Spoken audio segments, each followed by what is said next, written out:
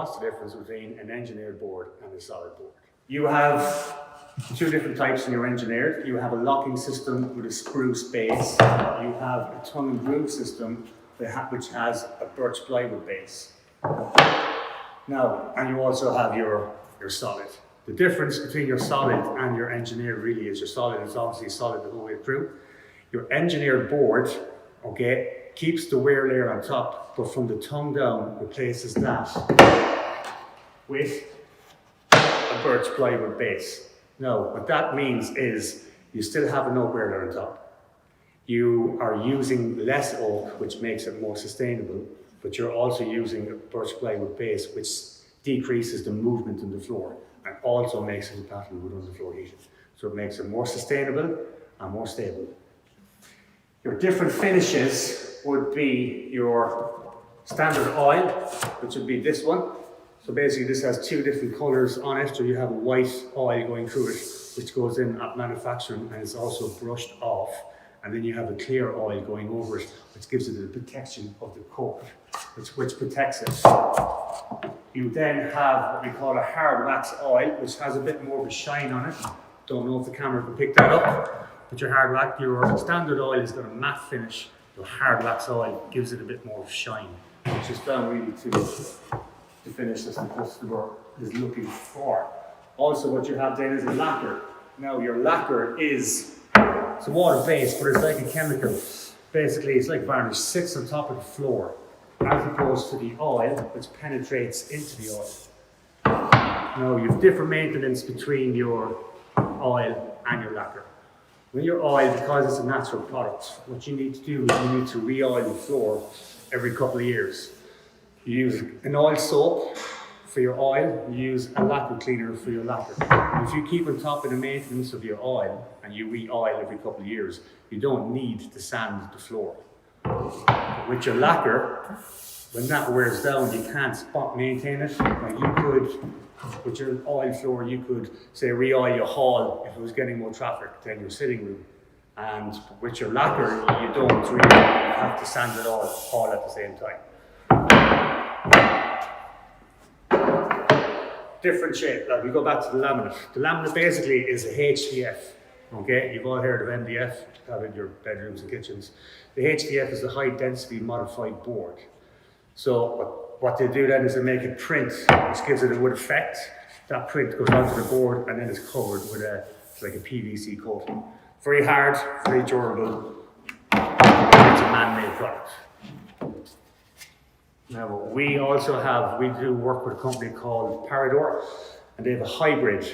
Basically, it's a cross between laminate and vinyl, so it's a much softer floor, and it has a cork base on it, which means when your floor is level and that goes down, you don't need to do an underlay. The cork backing acts as an underlay, so.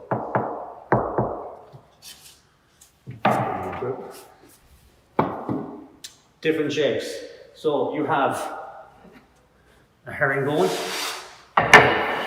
okay, which has been around for 200 years, where you have the two angles meet at a right angle like this, okay, or you have your chevron. So you can see the difference.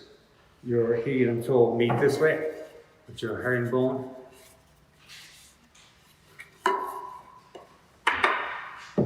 They meet this way.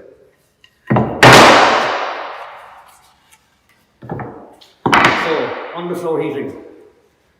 People ask, can you put anything on top of underfloor heating? In short, you can. Now, if you use a solid for underfloor heating, the floor needs to be there in the house for 3 to 4 weeks at a minimum to acclimatise the temperature. Okay, now with your engineered board, it doesn't. It can be fit straight away on the day it arrives.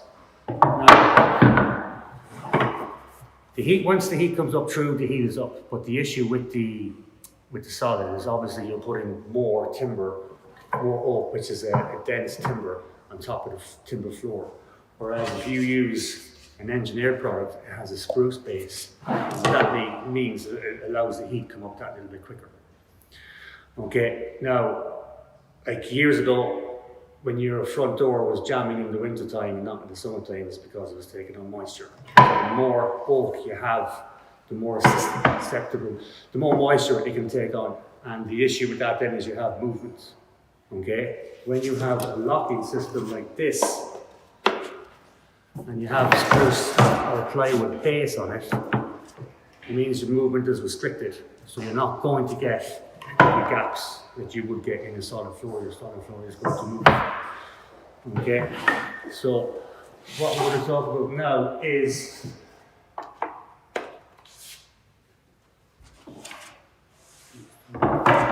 bevels. You can see here on all pre-finished floors you have a bevel, and the bevel basically it separates the plank on the floor, so you can see all your different planks realistically, and it kind of gives it a nice effect. On your solid you don't have a bevel.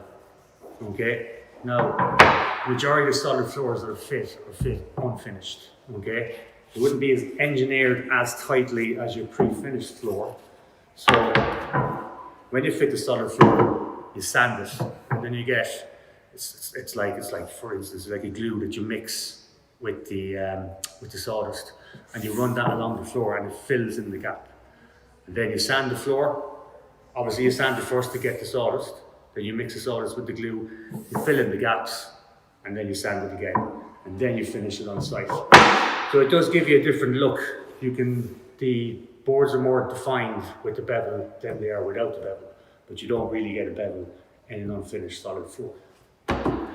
So basically, again, on the underfloor heating, you can use solid on it, okay? You can, but if there is any issue with thermostat on your floor, if the thermostat breaks, if it stops working, and if the heat comes up at a higher rate, basically what can happen with your solid is it can split, because once it dries out, it'll shrink. Whereas with your engineered board, that isn't going to happen. Well, unless you go up really high, because your engineered board has got the plywood base on it. So the whole idea of that is it just makes it more stable. So it stops it from moving. Right, now on your underfloor heating as well, you have two ways in which you can fit a floor. You can run the glue in the groove, fix it to the tongue, put it on top of an underlay, and it's called floating. Or you can use with the locking system, you don't use any glue, okay? You lock it in place like that, put it down, and that floats on top of that floats on top of underlay as well. Now, when it comes to underfloor heating, you're always better to bond the floor directly to the concrete, because that just gives you a better conductivity of heat. Okay, so whether you have a locking system or a tongue and groove, the way we work that then is we use a rubberized glue. Basically, the glue spreads out onto the floor. You fit the floor on top of the glue. The floor is then bonded to the concrete subfloor, and that basically allows the heat on quicker. Now, when that glue is cured, it doesn't go hard. Okay, it's a rubberized glue. Basically, it does keep the floor stuck to the concrete, but it allows the floor to move. So there are different options for your underfloor heating. You can get a specialized underlay that will sit over the underfloor heating that will allow the heat up, or you can bond it directly to it. At Grain and Groove, we always bond directly to underfloor heating. The only time you don't do that is with laminate, because you're not supposed to bond that to the floor. Now, wear layers.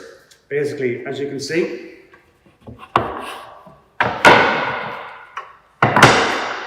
the tongue and groove makeup of your hardwood flooring, okay?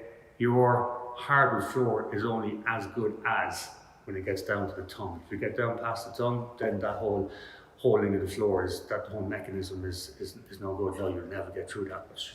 So the wear layer on an engineered board, really, okay, it's basically everything that's below. Everything that's the tongue and below is now made from plywood. So your wear layer on top, you can get 2 mil, 3 mil, 6 mil wear layer on top. Basically, when you go to sand the floor, okay, obviously you're going to be taking 1 mil or 2 off it. So that was always the case of, the more you have on the wear layer, the better it is. But companies now are spending a lot of money in research and development for the finishes on the floor. So the difference between your hard wax oils, your UV oils. So what they want to do is they want you to concentrate really on maintaining the wear layer that you have, that you don't need to have a 10 mil wear layer on top because you'll never go through it. I have a reclaimed floor in the hall in my house, and it's 100 years old and it's still 18 mil thick. So after 100 years, you've gone through 2 mil. So, you know, if you maintain your floor correctly, and our Grade and Groove will always step through the maintenance of the floor with you. You know, your floor can last you a lifetime, and you don't need to have a heavy wear layer on top. Because you need to remember as well that it takes 150 years for an oak tree to grow. It takes 20 years for a spruce tree to grow. So if you can get an engineered board, you could probably get 4 boards on an engineered plank that instead of 1 in a solid. But look, there's for and against on everything. Basically, people want solid, we can do solids. People want engineered, you can do engineered. All I'm doing here now really is trying to explain to you the difference between the different types. Now, you have a birch plywood base, okay? And you have a spruce base. Now, once you stick these floors to the ground, whether you have a birch plywood base or a spruce base, it doesn't make any difference to the strength of the floor because they're just as durable as each other. The beauty about the softwood beauty about the spruce base is obviously spruce grows in 20 years. A birch floor could take 60 or 70 years. When they do a lot of the research on using a spruce base as opposed to a birch plywood base, it just means that the more condensed your timber is, spruce is obviously a heavier timber. Birch is obviously a heavier timber than the spruce. It just means, again, with the underfloor heating, you can allow the heat to come up quicker. But as far as which one is stronger, I wouldn't have any preference to be picking birch over spruce or the other way around. Now I want to talk to you about different ways in which you can lay tiles and how you can use different grout colours just to make things look fabulous. Basically what we have here is we have a horizontal, okay? You can see the way the tiles are running here. You can go vertical, okay?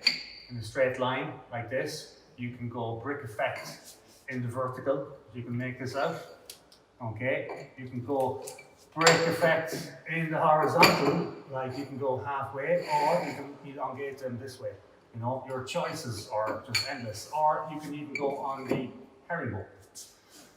So basically, you can get a lovely tile like this, and you can change it around to fit it whichever way it suits you. And don't be afraid to say, oh, what's on trend and what's in and what's out. What's in and what's out is what you want. You know, don't be afraid to make up your own mind and say, I like to have them this way. You can have them going horizontal and do a row vertical and do a row horizontal.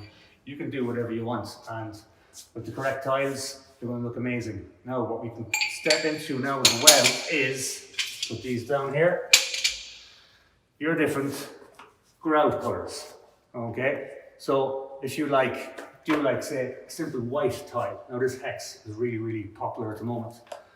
Really, really nice. And I can open this up. You can have different colour grey. You can have even a peach, you know. So whatever colour you want, you can be, if you're bold enough, go with a yellow. So once you use your imagination and you have a tile that you really like and you think you could do something with jazzing it up, you can just pick, there's 30, 40 different tile grouts that you can use on it, and it does make a big difference. So you can put your own personality on a simple white tile to make it look the way you want. Call in to us in Beechmount Home Park, okay, and we can step you through everything that you need to know about tiles, timber floors, and different colour grouts. This is Fergal. Thanks very much for your time and the best of luck.